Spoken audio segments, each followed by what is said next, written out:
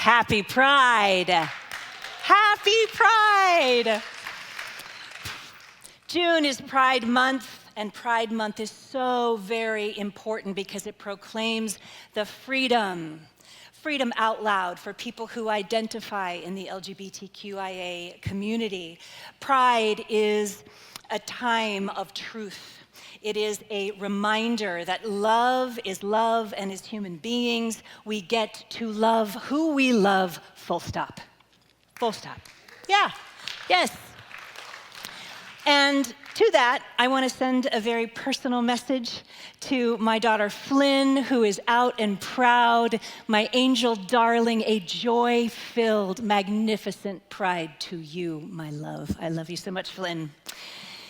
And for you beloveds, you glorious humans who are in the LGBTQIA community, despite the hateful rhetoric spewed from conservative, often so-called Christians, please remember that their ignorance is not coming from the majority of Americans. Poll after poll after poll shows that 8 out of 10 Americans support non-discrimination for LGBTQIA people. Yes, yes, yes.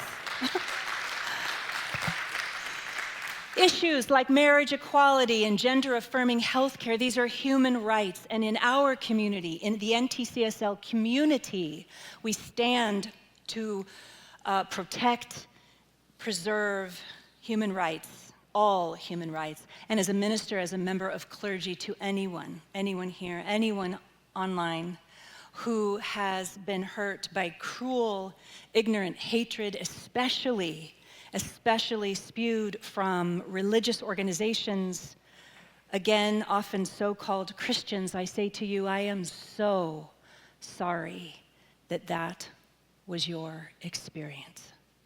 That is not the truth, and there is nothing godlike or spiritual about that hatred. Clearly, they have not read their Bible. Jesus had 2 dads. Boom. Last year, for anyone in the LGBTQIA community, I created an acronym just for you. I want to share it again. It's an acronym for the word pride.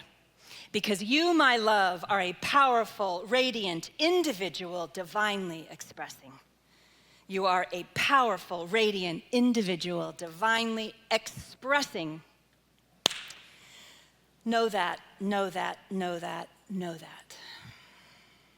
So, not much has been happening this week. Well, I can think of 34 things. But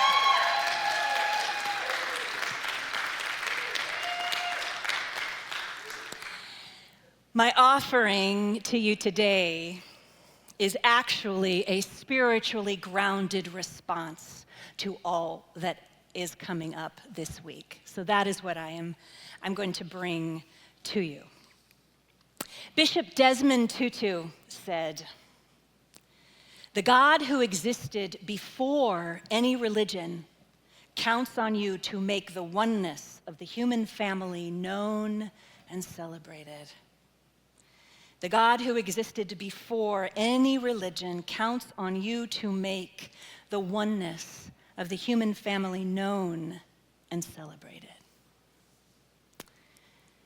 Speaking of family and celebrations, I gotta tell you, my beloved community, I have a lot of family events happening this summer. Usually summer's a little quiet, not in the O'Hurley household. Our youngest daughter, Liza Rose, had her senior prom.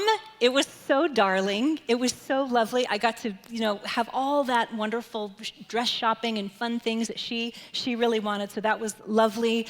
Later in the summer, we are going to be moving her into her dorm in California. Our oldest daughter, Livia, is getting married the end of this month. I know. Some of you will remember Liv when she was here. She's now a grown woman getting married.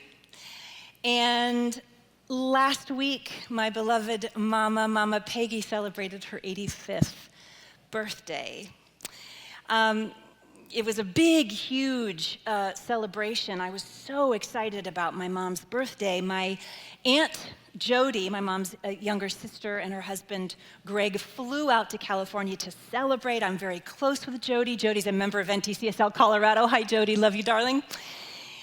It was a very big deal, my mom's birthday. And then,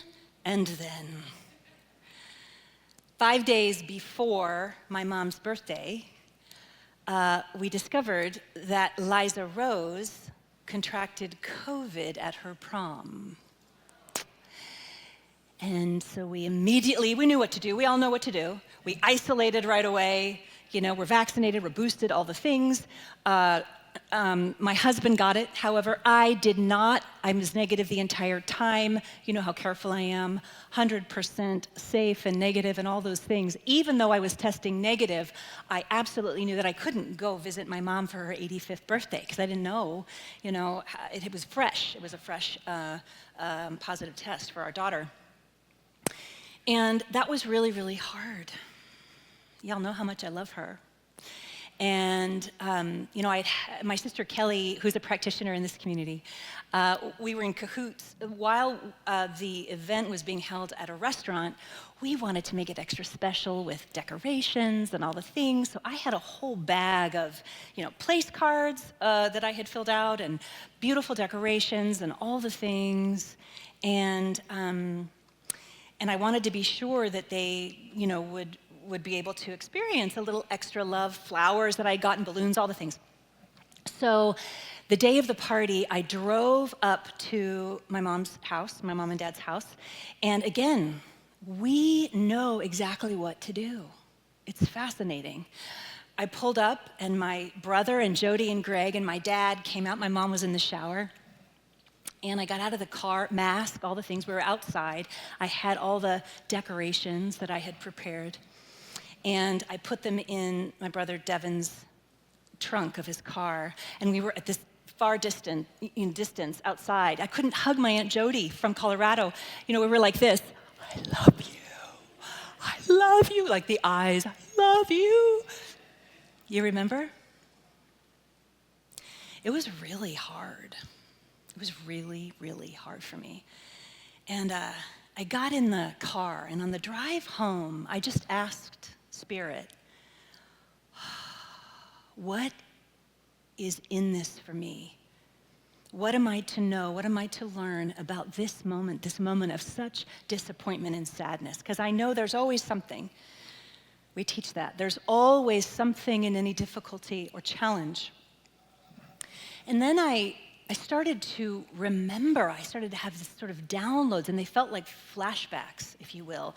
I was remembering, putting the decorations in my brother's trunk of his car, and I remembered, do you remember of like early 2020 when we were wiping down all the bags from the grocery store? We didn't know if COVID was, how we contacted it. Do you remember that insanity? I remembered that in 2020, my beloved dad turned 80. And we had one of those outdoor birthday parties. He sat on the porch of their house wearing like a crown that looked like a king, And all of us, the whole family, we were way, way back in the street singing happy birthday and doing our party pieces and running up with gifts and then running back. I was remembering as I was driving back the patio visits. Remember, some of you had elderly loved ones or even not, and or immunocompromised or pre-vaccine. We were showing up in the patio, my parents, with our masks on the phone, just like, hi, through the patio door, if any of you had that experience. As I was driving, I was also reminded of the insanity that brought. Because we had a now convicted felon in the Oval Office who was spewing hatred, things like injecting bleach, insanity.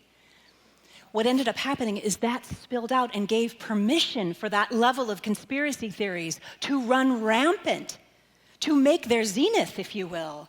There were conspiracy theories in spiritual communities, in families, in friendships. There were divisions that were happening everywhere and that many of us are still living with. And I want to name that. I want to name that, the families that were divided. And I believe that as a society, we are still, and this is what I got in the ride home, we are still trying to find our way back to each other.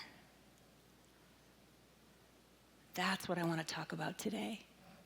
Finding our way back to each other and how in the world we do that, especially given all that is happening politically in our country today.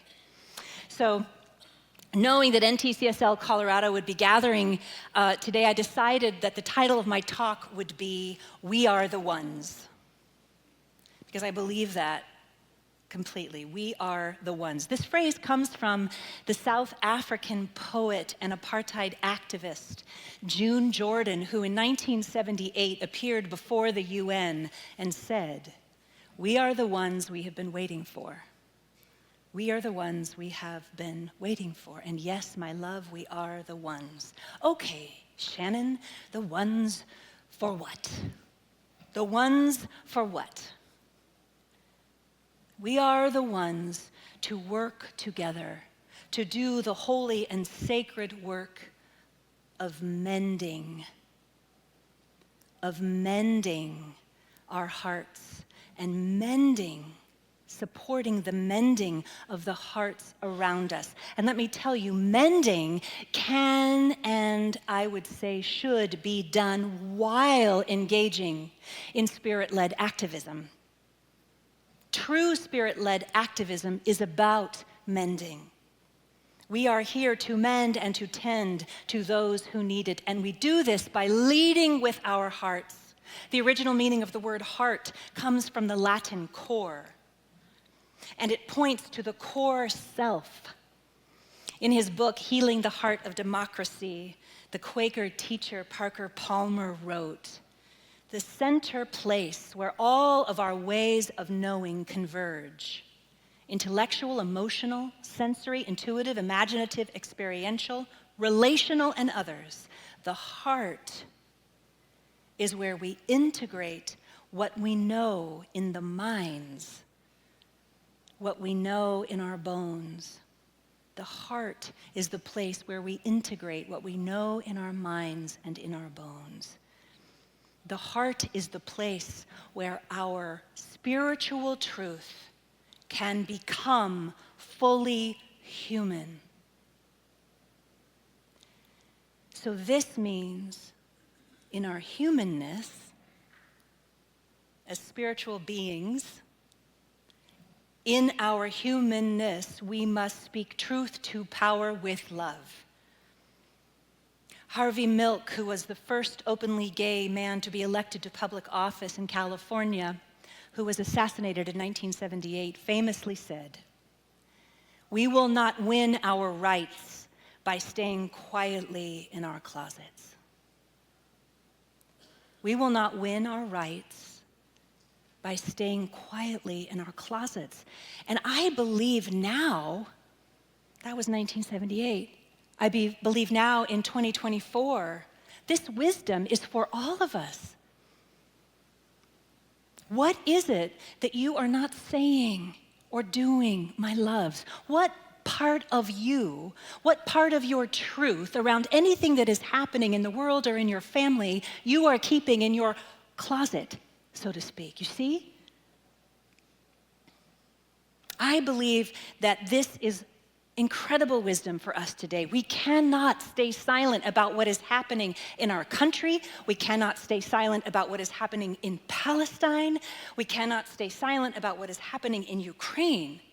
Now, I understand, I really get that there are people who start to get pretty glitchy when anyone starts to talk about politics. And if you are feeling a little glitchy, I invite you to remember the ancient wisdom and teaching of Jesus of Nazareth himself, which is so relevant to today.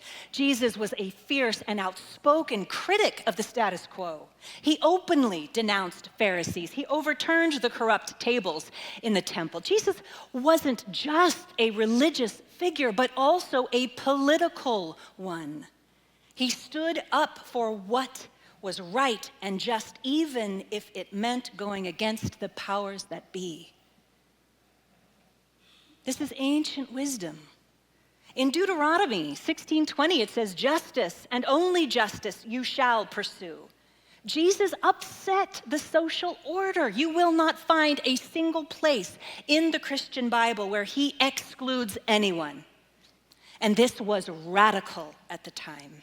He surrounded himself with the wrong kinds of people, whatever that means. He ate with everyone. He ate at the table with everyone. He taught inclusivity. Richard Rohr shared that 2,000 years ago, Jesus was crucified, or in our day, we would say executed, because of who he ate with. We are meant to break bread 2,000 years later with everyone. We are meant to break bread with everyone, even and especially those we disagree with. The spiritual teaching is that while we are doing our spirit-led social activism, in order to break bread with everyone, instead of lashing out, we are invited to lean in, to get curious. I want to thank one of our Colorado folks, Margaret, for a fantastic book recommendation. It's called How We Ended Racism by Justin Michael Williams and Shelley Tegelski. And it's pretty new, actually. It just came out in the end of October of last year. And the premise is that it's the year 2050 and racism has ended. There's so much in this for us. It discusses how this was achieved. It's such a cool premise.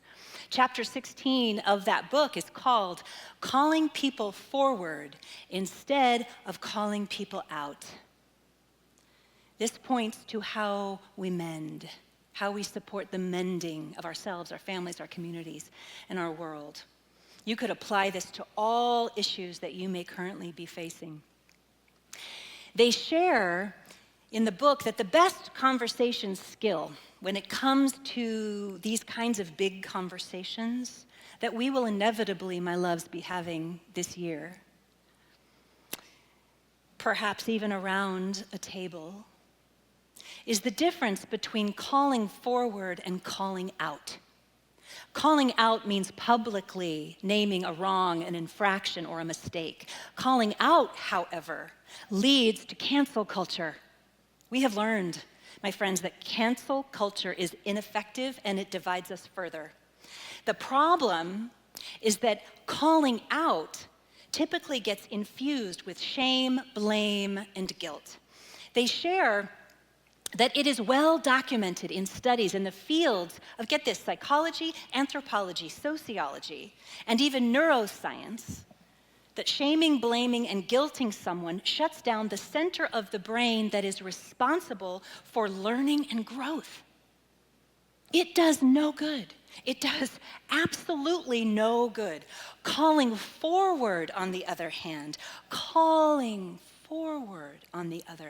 is a model of communication that Williams and Tegelski coined several years ago that flips this idea of calling out on its head, and it turns it into something far more effective for bringing people together, for mending. While calling out is fighting against what someone did wrong, calling forward is an invitation to be something greater. while calling out is fighting against what we hate, calling forward is building upon what we love. Calling forward is inviting people, all people, into a greater state of integration and evolution and compassion. So the question then, for us as people on a spiritual path, is what is it that we want to call forward? What is it in your own personal life that you want to call forth, to call forward?